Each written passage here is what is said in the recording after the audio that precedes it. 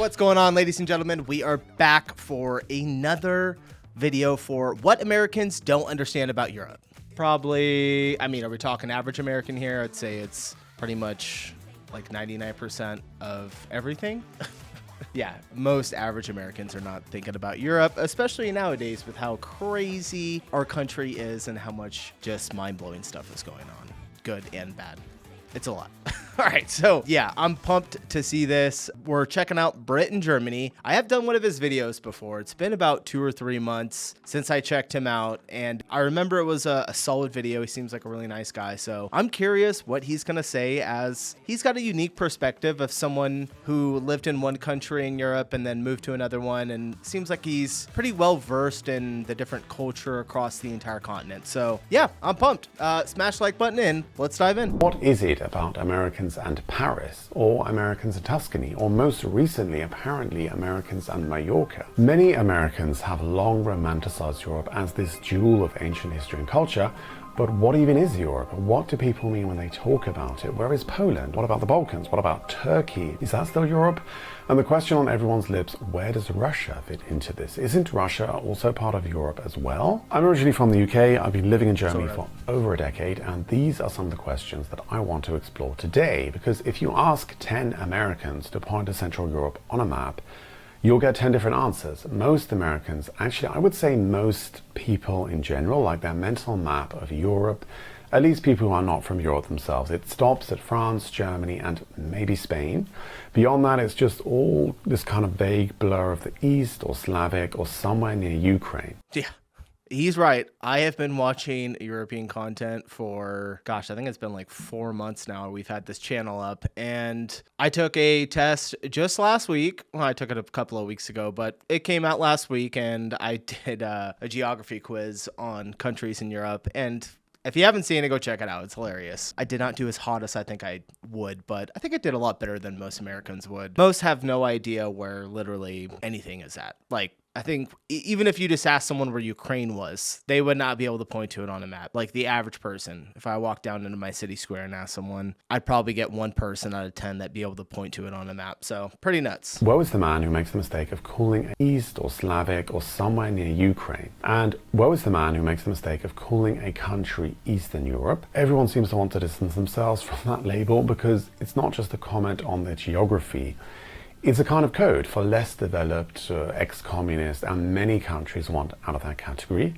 Poland sees itself as Central Europe, so does Hungary, Austria, and even parts of Germany. But where does Central Europe end, and where do the Balkans begin? Poland sees themselves as Central Europe? I guess I never really, kinda. They are like right there, right? I would kind of consider them Eastern Europe, but if I'm looking at the map, Poland, I mean, because after Poland, you have Russia, right? And there's not really a ton. I mean, you have some up in the top corner there. All right, this is not a geography quiz. I don't know what I'm doing here. Yeah. And why does nobody seem to agree? You know, I guess the real question here is, how many Europes are there? It sounds simple enough, but it really isn't. You know, if you ask a geographer, they'll tell you Europe stretches from Iceland in the west to the Ural Mountains in Russia. That's kind of the textbook definition. You know, it's a subcontinent defined by tectonic plates and mountain ranges. But if you ask a politician, they'll probably say something about the EU, meaning the 27 countries with shared laws, open borders, and Brussels breathing down their neck. But then that excludes countries like Norway and Switzerland and Albania, and yes, even parts of the Balkans that desperately want into the EU. Now, if you ask somebody from the UK, you know, depending on their age, of course, you might hear something like fog in the Channel,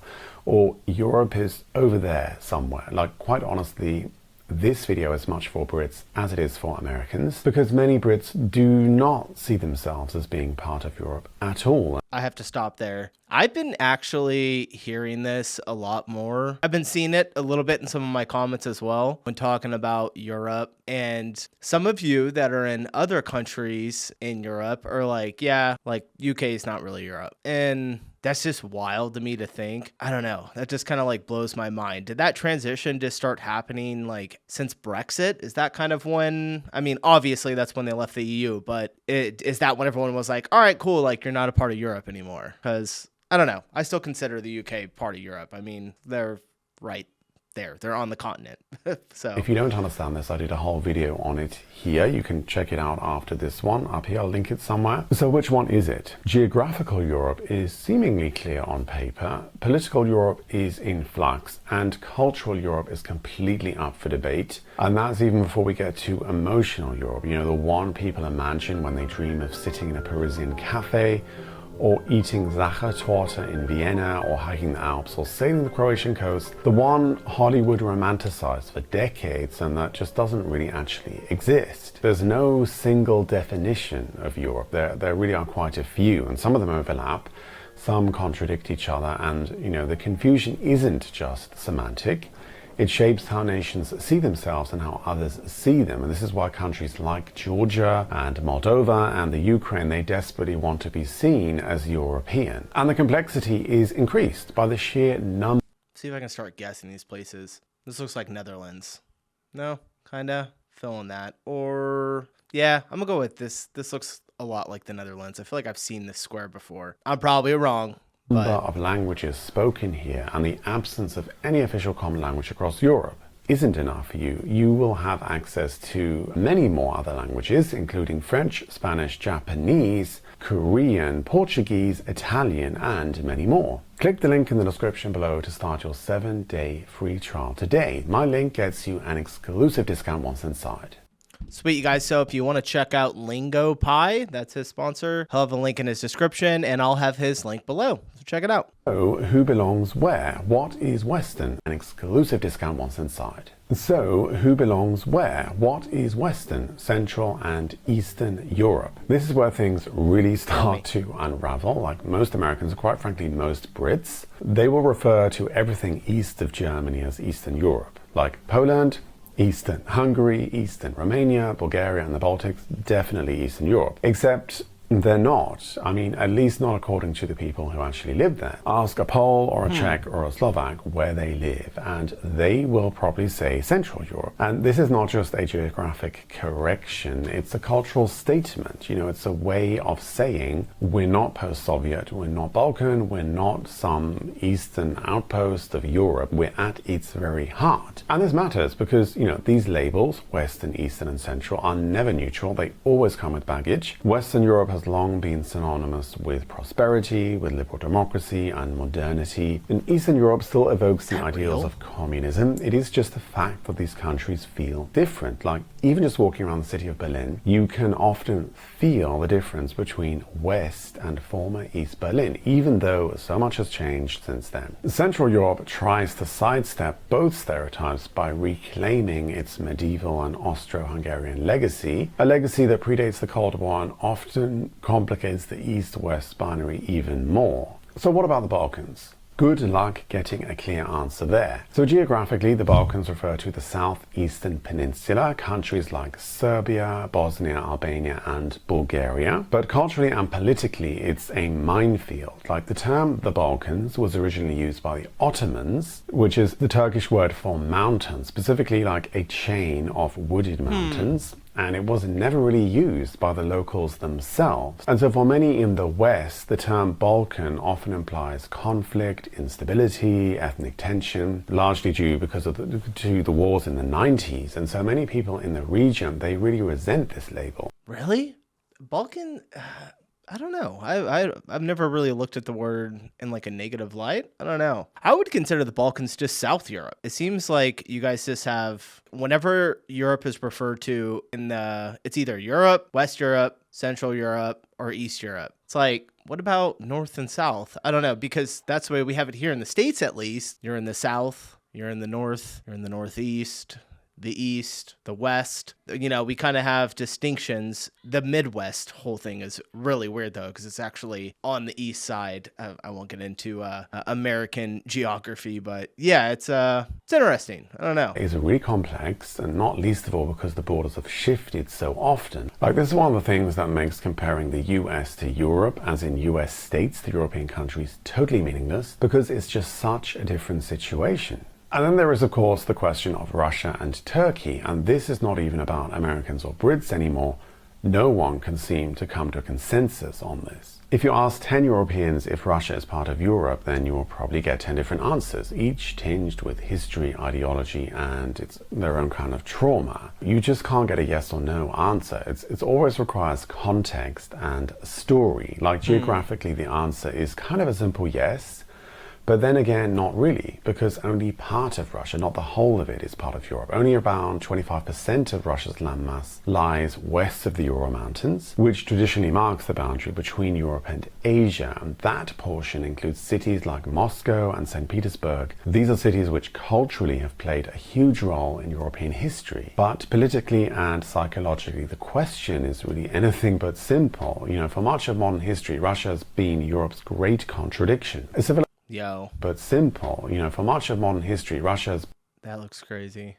Wow. I just kind of had to stop and check that out. That's actually really beautiful. Being Europe's great contradiction. A civilization that gave the West Tolstoy, Tchaikovsky, and Dostoevsky, while simultaneously terrifying it with tsars, gulags, and tanks. Russia has always occupied a liminal space. It's too vast, too authoritarian, and just too other to be fully European, yet too... Yeah, kind of feel that too. And so even in the post-Soviet years, its position remained ambiguous. Then came Crimea and the Donbass, and suddenly for much of the West, the question wasn't, is Russia part of Europe, but should it be? Today, many Europeans, especially those in the Baltics, Poland, and the Nordics, they reject any notion of a shared European identity with Russia. The war in Ukraine didn't just redraw borders, it redrew Europe's moral map, and Russia, for many, now sits decisively outside of it.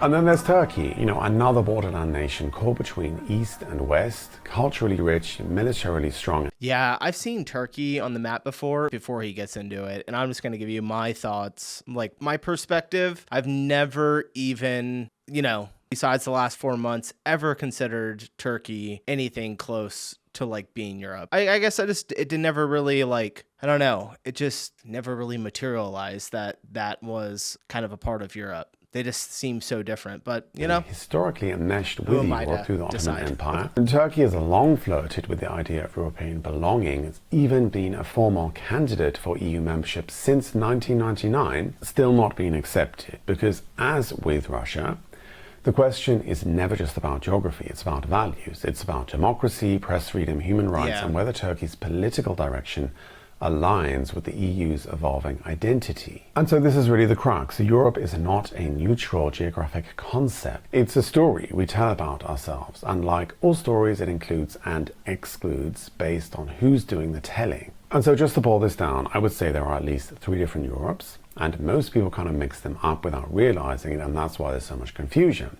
So there is geographical Europe, political Europe, and cultural Europe. So on paper, Europe is a continent, but it's a strange continent, more like a peninsula than a landmass attached to Asia and sharing the vast Eurasian land plate. And that's why definitions vary. Some exclude the Caucasus nations like Georgia and Armenia, others debate whether Cyprus, closer to Syria and Greece, should even count, and even the UK, like post-Brexit, is often spoken of as if it just drifted off into the North Atlantic. So geography alone is just not enough to explain Europe. It's not enough. You have to then go into political Europe, which is very confusing. There's the EU, which is the most ambitious political project the world has ever seen, but being in Europe doesn't mean being in the EU. Norway, Switzerland, and Iceland are not EU members, but they are unequivocally European, both in identity and alignment. Meanwhile, you have countries like Turkey and several Balkan states. They have been EU candidates for decades, but, they still haven't crossed the threshold into the EU. Then you've got NATO, a separate alliance with its own geography. Turkey is in NATO, but not in the EU. Austria is in the EU, but not in NATO.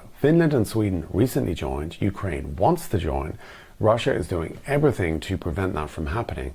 So the politics get really very messy very quickly. And political Europe is very different to geographical Europe. And finally, there's cultural Europe. Perhaps this is the hardest to define and the most emotionally charged. This is the Europe of Beethoven and Dante, of liberal democracy and secular values, of Christmas markets and university towns and high-speed trains. It's the imagined community that tourists dream of and politicians invoke. But it's also where the deepest tensions lie. Everyone talks about the US as being this amazing melting pot of multicultural immigration, which it's not false, but what about the cultural and political entity of Europe? Like, nothing like that has ever been tried in the history of the world. Like, the idea that you can just look past years and years of war and destruction and shifting borders, like, that actually goes against human nature, and that is what makes it so special. The problem is, who gets to define European values? Is it the bureaucrats in Brussels? Is it the Catholic heartlands of Poland, or is it the post-national elites in Paris and Berlin? When Hungary or Italy moves to restrict migration, are they defending Europe or are they betraying it? Is Europe Christian? Is it secular? Is it multicultural, postmodern? No one really agrees. But at least for the moment, this is a battle of ideas, not bodies. And from what I understand, at least from what I've been seeing, this is kind of like a hot topic right now in Europe. Is it not? Like, let me know in the comments if this is or it isn't. From our point of view, where we're looking over and some of the news that I absorb, which is not necessarily like average news that a normal American would see, it does seem like there is some type of cultural, I don't want to say a battle, somewhat, you could say a battle, but there is some friction right now among Europeans. I could be completely wrong. It's here in the States as well. I'm sure you guys get American news and you think you know what's going on in America, and my actual view of it would be much different than somebody who's viewing it from the outside through media sources. So yeah, really curious. I'm like just fascinated with the way that the world kind of it's just the world in general, like all these countries mixing together. What's going on? Like, what is moving all of this? And, is it the man behind the curtain? I don't know. Whole point of the EU. So if you are American, like, don't worry, you're not alone in finding Europe very confusing. It is just very difficult to define.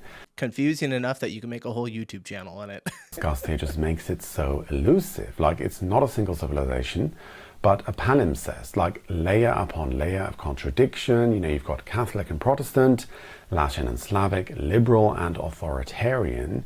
It's a place where boundaries have shifted so often that some villages have changed. Protestant, Latin and Slavic, liberal and authoritarian.